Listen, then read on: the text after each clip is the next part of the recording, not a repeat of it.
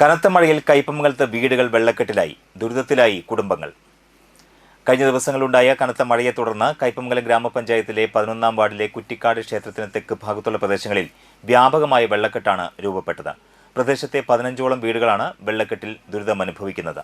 തുടർച്ചയായ മഴയിൽ വീടുകളുടെ പരിസരവും മുറ്റങ്ങളും വെള്ളത്തിൽ മുങ്ങിയതോടെ നാട്ടുകാർക്ക് സഞ്ചാരത്തിനും ദൈനംദിന പ്രവർത്തനങ്ങൾക്കും ബുദ്ധിമുട്ട് നേരിടുകയാണ്.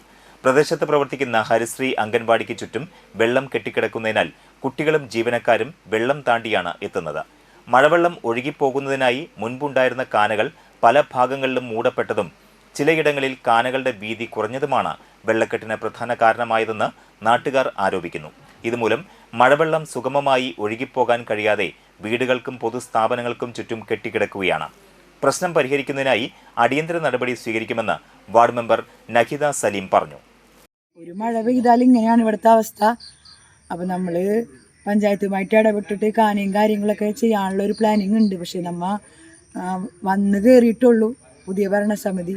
അപ്പോൾ തുടർക്കാലങ്ങളിൽ നമുക്ക് ഇതിലേക്കൂടെ ഒരു കാന നമ്മൾ ഉദ്ദേശിക്കുന്നുണ്ട്. അപ്പുറത്ത് കാന ഉണ്ടെങ്കിൽ പോലും പ്രോപ്പറായിട്ടുള്ള വെള്ളം പോകുന്ന ഒരു സംവിധാനം നമുക്കിവിടെ ഇല്ല. അപ്പം അതിൻ്റെ കാര്യങ്ങളൊക്കെ നമ്മൾ നോക്കി വരുന്നു. പടിയായിട്ട് നമ്മൾ ഓരോന്നും മാറ്റും. പിന്നെ അംഗനവാടിത്തെ വിഷയം, അംഗനവാടി ചെറിയ താഴ്ന്ന നിലയാണ് അംഗനവാടിയുടെ ഫ്ലോർ വരുന്നത്. അപ്പോൾ അത് പൊക്കിക്കെട്ടാനുള്ള അടുത്ത ഇതിലേക്ക് നമ്മൾ അത് പൊക്കിക്കെട്ടാനുള്ള ഇതിൽ വെക്കുന്നുണ്ട്.